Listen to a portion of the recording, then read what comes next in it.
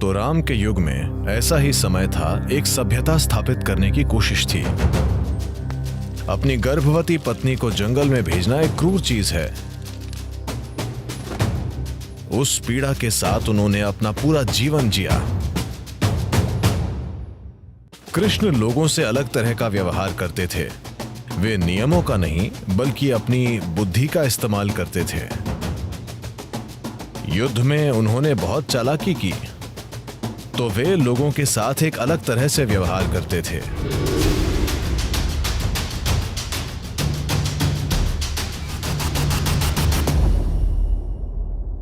नमस्कारम सद्गुरु। भगवान राम और भगवान कृष्ण दो बहुत अलग तरह के लीडर थे। मेरी समझ में राम नियमों का पालन करते हैं, पर अगर अंतिम लक्ष्य सही है तो कृष्ण साधनों की चिंता नहीं करते। सद्गुरु, एक आधुनिक सीईओ को किसके सिद्धांत अपनाने चाहिए, राम के या कृष्ण के? ठीक है, मैं इस सवाल का आधार समझ गया। क्या मुझे नियम कायदों से चलना चाहिए या अपने अंतःकरण या चेतना के अनुसार चलना चाहिए? तो ये निर्भर करता है कि आप कैसी परिस्थिति में हैं और आपको कैसी भूमिकाएं निभानी हैं। देखिए, राम के समय पर हम दक्षिण भारत में उन्हें रामा कहते हैं, ठीक है? आप उनका नाम काट देते हैं राम। तमिलनाडु में वे रामन हैं, ठीक है? तो राम की बात करें तो वे नियमों के अनुसार चलते हैं, क्योंकि आपको समझना चाहिए कि तब समाज में ये बात हमेशा होती थी कि व्यवस्था कैसे स्थापित की जाए। तो राम वैसे युग में थे जब इस उपमहाद्वीप में कोई तय कानून नहीं था। तो ये उनके जीवन का एक महत्वपूर्ण पहलू था कि वे यहां व्यवस्था और सभ्यता लाना चाहते थे। तो उन्होंने हमेशा एक ही चीज की बात की, भले ही उन्हें पता हो कि वो जो कर रहे हैं वो क्रूर है। उदाहरण के लिए, अपनी पत्नी को फिर से दूसरी बार तब जंगल भेजना जब वे गर्भवती थीं। उन्हें पता था कि ये गलत है। एक पति के रूप में उन्हें पता था कि ये गलत है, एक व्यक्ति के रूप में ये गलत है, पर वे इसे इसलिए कर रहे हैं कि अगर मैं कानून स्थापित नहीं करूंगा तो कौन करेगा? अगर राजा कानून स्थापित नहीं करेगा तो बाकी लोग निजी पसंद और नापसंद के अनुसार अपनी ही चीजें करना शुरू कर देंगे। तो एक स्तर पर यह बेहद सराहनीय बात है कि एक आदर्श प्रशासक बनने के लिए या एक आदर्श राजा के रूप में देखे जाने के लिए गंभीर व्यक्तिगत बलिदान देने को तैयार हैं, क्योंकि आप ऐसे व्यक्ति बनना चाहते हैं जिससे सभी प्रेरित हों, क्योंकि आप एक सभ्यता स्थापित करने की कोशिश कर रहे हैं। तब सब कुछ सभ्य नहीं था, वे कानून स्थापित करने की कोशिश कर रहे हैं। ये वाइल्ड वेस्ट की तरह है, बिल्कुल वैसा नहीं है, पर कानून अस्पष्ट हैं। तो वे इसे बहुत स्पष्ट बनाना चाहते हैं कि जीवन को चलाने का ये तरीका है।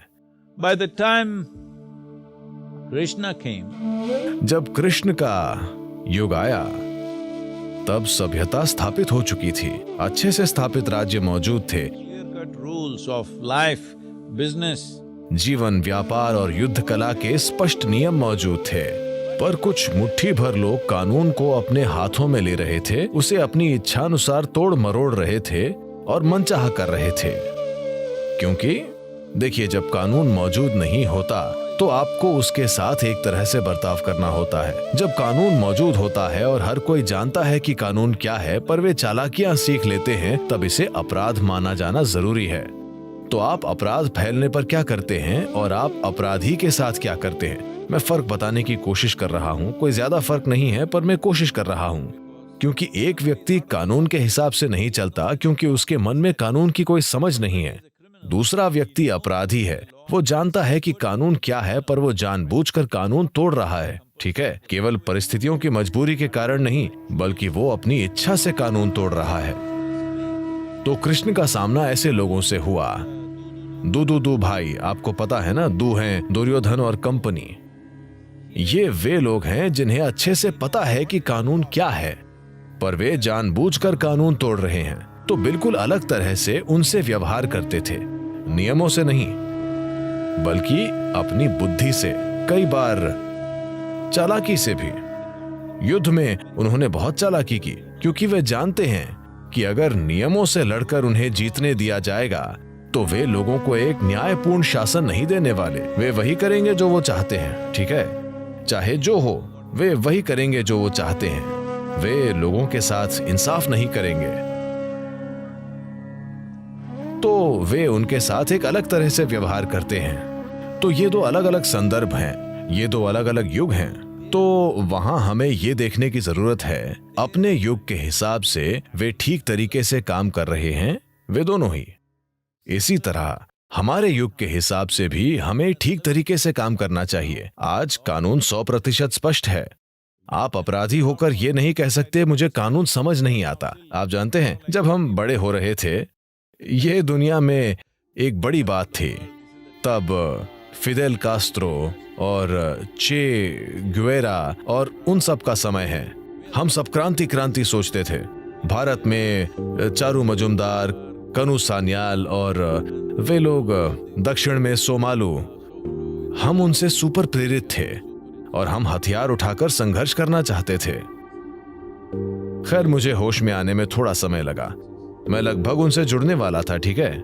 मेरे कुछ दोस्त जुड़ गए, मैं कुछ हद तक गया, पर मैंने पाया कि वो संगठन भी उतना ही भ्रष्ट था जितनी की सरकार, तो मैं पीछे हट गया। मैं आपको ये इसीलिए बता रहा हूं, वो ऐसा समय था जब 60-70 के दशक की बात है।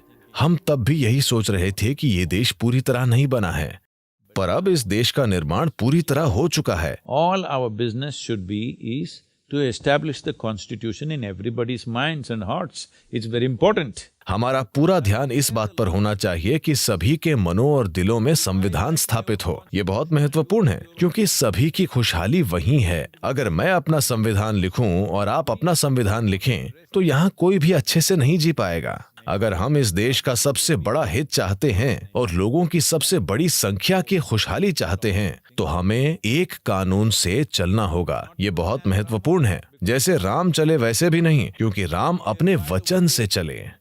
कई बार न्यायपूर्ण नहीं भी रहे, बस वचन के अनुसार चले। वे कुछ लोगों के लिए बहुत कठोर रहे क्योंकि वे एक कानून स्थापित करने की कोशिश कर रहे थे, पर अब वो काम अच्छे से हो गया है। अब हम न्याय को अधिक मानवतावादी तरीके से देख सकते हैं। हम कानून की किताब से मार्गदर्शन पा सकते हैं। आज हम कई तरीकों से यही कर रहे हैं। कुछ लोग दुर्भाग्य से इसमें शामिल नहीं हुए हैं, पर उनके अलावा देश की बड़ी आबादी दिशा निर्देश के लिए कानून की किताब ही देखती है और चाहती है कि मानवतावादी रीति से कानून लागू हो। यही कानून की पुस्तक का मकसद है। कानून की किताब लोगों का सिर काटने की मशीन नहीं है, ठीक है, पर एक स्तर पर ऐसा भी होता है।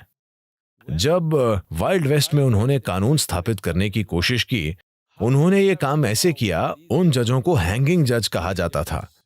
इसका ये मतलब नहीं है कि वे लटके हुए थे, वे हर चीज के लिए फांसी दे देते थे। बस यूं ही छोटे कस्बों में रोज फांसियां दी जाती थीं। कुछ 100 लोगों के कस्बों में रोज फांसी होती थी, ठीक है। हर दिन कम से कम एक व्यक्ति को लटकाया जाता था, तो फांसी फांसी फांसी। इस तरह से उन्होंने अपना कानून बना दिया। दुर्भाग्यपूर्ण, किसी देश या सभ्यता के साथ तब ऐसा होता है जब लोग बहुत कम समय में राष्ट्रीय पहचान या उस सभ्यता की पहचान बनाने की कोशिश करते हैं। जब ऐसा लंबे समय तक चलता है तो ये बहुत कम क्रूरता के साथ हो सकता है, पर जब इसे बहुत ही कम समय में करने की कोशिश होती है तो बहुत ज्यादा क्रूरता होती है। इसे ही लोग क्रांति कहते हैं, इसे ही लोग कानून की स्थापना कहते हैं, या जो भी। पर जब हम इसे कम समय में करने की कोशिश करते हैं, आप दुनिया में जहां भी देखें, चाहे वो अमेरिका हो या चाइना या रशिया हो, जहां भी उन्होंने कम समय में एक नई सभ्यता का निर्माण करने की कोशिश की, वहां ऐसा जबरदस्त क्रूरता के साथ ही हुआ। तो राम के युग में ऐसा ही समय था, एक सभ्यता स्थापित करने की कोशिश थी, पर वैसी जल्दबाजी में नहीं जैसी आधुनिक समय में दिखाई गई। उन्होंने समय लिया, इसलिए वहां उस स्तर की क्रूरता नहीं थी, पर क्रूरता थी। अपनी गर्भवती पत्नी को जंगल में भेजना एक क्रूर चीज है, खुद के लिए बहुत क्रूर। ये सिर्फ उनकी पत्नी और बच्चों के लिए ही क्रूर नहीं है, ये उनके लिए बहुत ज्यादा क्रूर है। उस पीड़ा के साथ उन्होंने अपना पूरा जीवन जिया। वे ऐसे व्यक्ति नहीं थे जो अपनी पत्नी को भेजकर खुद खुश रहते। उन्होंने अपने जीवन का हर पल उस दर्द के साथ जिया, पर उन्होंने फिर भी ये किया क्योंकि उनके लिए एक कानून स्थापित करना बहुत महत्वपूर्ण था। पर कृष्ण का युग अलग था, हमारा युग पूरी तरह से अलग है। तो आज हमें अपने मौजूदा समय के हिसाब से चलना चाहिए।